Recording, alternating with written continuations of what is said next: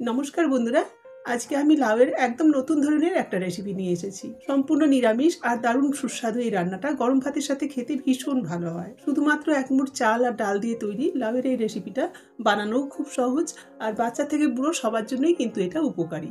তাহলে চলুন দেখে নেওয়া যাক। রান্নার জন্য একটা কচি লাউকে খোসা আর ডাঁটি শুদ্ধই এভাবে ফালি করে কেটে নিয়েছি। আর হাতার মধ্যে আছে এক হাতা ভিজানো ছোলার ডাল। ডালটাকে আমি 1 ঘন্টা আগে ভিজিয়ে জলটাকে ঝরিয়ে নিয়েছি। আর অন্য হাতার মধ্যে আছে এক হাতা চালের গুঁড়ি। আমি 1 মুঠ আতপ চালকে মিক্সিতে ভালো করে পিষে নিয়েছিলাম। আপনারা চাইলে কেনা চালের গুঁড়ি দিয়েও রান্নাটা করতে পারেন। রান্নার জন্য আমার অর্ধেক লাউ লাগবে, সেজন্য বাকি অর্ধেক লাউকে আমি সরিয়ে রাখছি। এবার এই 2 টুকরো লাউকে একটা গ্রেটারের সাহায্যে গ্রেট করে নিতে হবে। বড় বা ছোট যে কোনো গ্রেটারের সাহায্যে এটাকে গ্রেট করে নেওয়া যেতে পারে।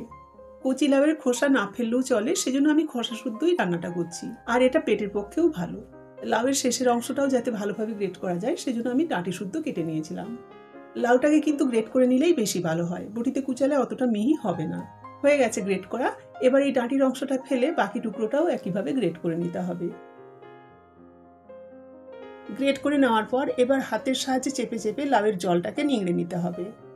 বন্ধুরা, আপনারা তো লাউ অনেকভাবেই বানিয়ে খেয়ে থাকেন। একবার এভাবে বানিয়ে দেখবেন, খেতে কিন্তু বেশ ভালো হয়। সম্পূর্ণ নিরামিষ হলেও এর স্বাদ কিন্তু মুখে লেগে থাকবে। আবার অনেকে লাউ খেতে চায় না, তাদেরকে যদি এভাবে বানিয়ে দেন তারাও কিন্তু খেয়ে নেবে। কেউ বুঝতেই পারবে না রান্নাটা লাউ দিয়ে তৈরি।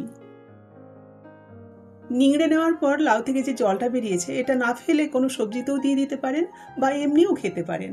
এটা ভীষণ উপকারী।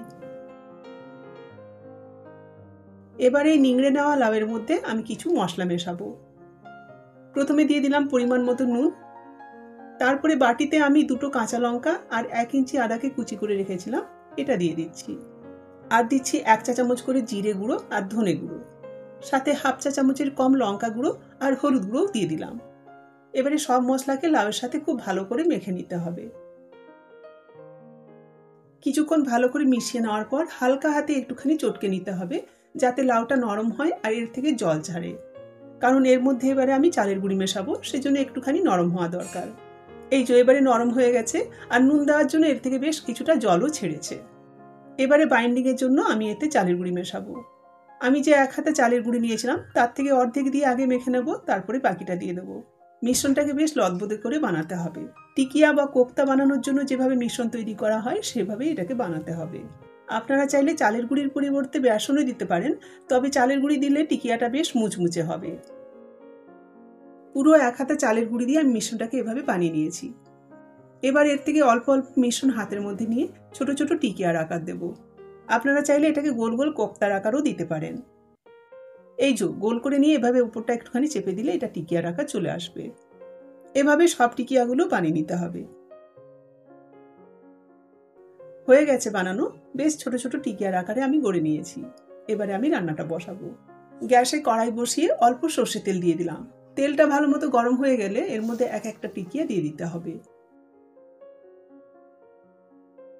তারপর এগুলোকে মাঝারি আঁচে বেশ লালচে মুচমুচে করে ভাজতে হবে। চালের গুঁড়ি থাকার জন্য টিকিয়াগুলো কিন্তু অল্প তেলেই মুচমুচে করে ভাজা হয়ে যাবে, বেশি তেল লাগবে না এতে। এই যে এবারে দেখুন বন্ধুরা, কি সুন্দর লালচে মুচমুচে করে টিকিয়াগুলো ভাজা হয়েছে। এবার এটাকে তেল থেকে তুলে নিতে হবে। যে কোনো নিরামিষ দিনে আপনারা এভাবে লাউয়ের রেসিপিটা বানিয়ে দেখবেন, বাড়ির সবাই কিন্তু খুব খুশি হয়ে খাবে। বাকি যে কটা আছে সেটাকেও আমি এভাবে ভেজে নেব। কি সুন্দর হয়েছে দেখুন টিকিয়াগুলো। এটা কিন্তু এমনি খালি মুখেই চায়ের সাথে স্ন্যাক্স রূপে খাওয়া যেতে পারে, বা ডাল ভাতের সাথে গরম গরম ভেজে বড়া রূপেও ভীষণ ভালো লাগবে। এবার কড়াইয়ের মধ্যে যেটুকু তেল আছে তার মধ্যে আরও একটুখানি তেল দিয়ে দিলাম। তেল গরম হলে ফোড়ন দেব তেজপাতা, 2টো শুকনো লঙ্কা আর অল্প একটুখানি গোটা জিরে। ফোড়নটাকে খানিকক্ষণ নেড়ে নিয়ে এর মধ্যে আমি আদা আর কাঁচা লঙ্কা বাটা দিয়ে দেবো। আপনারা চাইলে ফোড়নে হিংও দিতে পারেন। আমি একটা কাঁচা লঙ্কা আর 1 ইঞ্চি আদা একসাথে করে বেটে নিয়েছিলাম, এটা এবারে দিয়ে দিচ্ছি। এরই সাথে বাকি মশলাগুলোও দিয়ে দেবো। আমি এতে হাফ চা চামচ করে দিচ্ছি জিরে গুঁড়ো, ধনে গুঁড়ো, শুকনো লঙ্কা গুঁড়ো আর হলুদ গুঁড়ো। তার সাথে দিয়ে দিচ্ছি স্বাদ মতো নুন আর অল্প একটু মশলা জল। এবার মিনিট 2 মতো মশলাটাকে জাল কম করে ভেজে নিতে হবে, যতক্ষণ না মশলার জল শুকনো হয়ে তেলটা ছাড়ছে। এবারে মশলা থেকে দেখুন তেল ছেড়ে গেছে। এখন আমি এর মধ্যে 1 মুঠ মতো কোরানো নারকেল দিয়ে দিচ্ছি। তারপর জালটাকে একদম কম করে নারকেলটাকে মশলার সাথে কিছুক্ষণ নেড়ে নিতে হবে। আমি রান্নাটা সম্পূর্ণ নিরামিষ করছি, তাই পেঁয়াজ রসুন দিচ্ছি না। আপনারা যদি চান তাহলে দিতে পারেন। নারকেলটা এবারে বেশ ভাজা ভাজা হয়ে গেছে। এখন আমি এর মধ্যে ভেজানো ছোলার ডালটা দিয়ে দিচ্ছি। তারপর মিনিট খানেক মতো মশলার সাথে ছোলার ডালটাকে কষিয়ে নিতে হবে। জালটাকে একদম কম করে দেব। হয়ে গেছে কষানো, এবার এতে জল দিতে হবে। ডাল যাতে ভালো মতো করে সেদ্ধ হয় আর রান্নাটাতেও একটুখানি ঝোল থাকবে, সেই হিসেবে জলটা দিতে হবে। আমি এর মধ্যে 2 কাপ মতো জল দিলাম। জল দিয়ে ঢাকা লাগিয়ে এটাকে 7-8 মিনিট মতো রান্না করব। জালটাকে মাঝারি করে দেব, যাতে ডাল ভালো মতো করে সেদ্ধ হয়। এবারে ঢাকা খুলে নিলাম। তারপর নাড়াচাড়া করে দেখে নিতে হবে ডালটা সেদ্ধ হয়েছে কিনা। আমি আঙুলে চেপে দেখলাম ডাল এই যে একদম সেদ্ধ হয়ে গেছে। এবার কি করব, ঝোলটা যাতে একটুখানি ঘন হয় সেজন্য হাতার সাহায্যে কিছুটা ডাল এর মধ্যে ভেঙে নেব। এভাবে একটুখানি চেপে চেপে ডালকে ভেঙে নিতে হবে, তবে সব ডালটা ভাঙবো না, ডাল একটু আধা ভাঙা আধা গোটা থাকবে। এই যে এভাবে আমি আধা ভাঙা করে নিয়েছি। এবার আমি এর মধ্যে 1 চা চামচ মতো চিনি দিয়ে দিচ্ছি। চিনি দিয়ে একটুখানি নেড়ে নিয়ে এর মধ্যে আমি টিকিয়াগুলো দিয়ে দেবো। টিকিয়া দিয়ে ভালো মতো করে নাড়াচাড়া করে এটা ঢাকা খোলা অবস্থাতেই মিনিট 5 মতো রান্না করব। জালটাকে মাঝারি করে দেবো যাতে ঝোলটাও ঘন হয় আর টিকিয়াগুলোও সেদ্ধ হয়ে যায়। মিনিট 5 পরে এবারে দেখুন ঝোলটা বেশ ঘন হয়েছে আর টিকিয়াগুলোও বেশ ফুলেছে, মানে টিকিয়াগুলো তেল মশলাকে খুব ভালো মতো করে শুষে নিয়েছে। এবার উপর থেকে সামান্য একটুখানি গরম মশলা গুঁড়ো আমি ছড়িয়ে দিচ্ছি। আমি 1/4 চা চামচ মতো গরম মশলা গুঁড়ো ছড়িয়ে দিলাম। গরম মশলা দিয়ে ভালো মতো নাড়াচাড়া করে নিয়ে এবার এটাকে ঢাকা দিয়ে দেবো। তারপর জাল সিম করে এটাকে মিনিট 2 মতো রাখবো।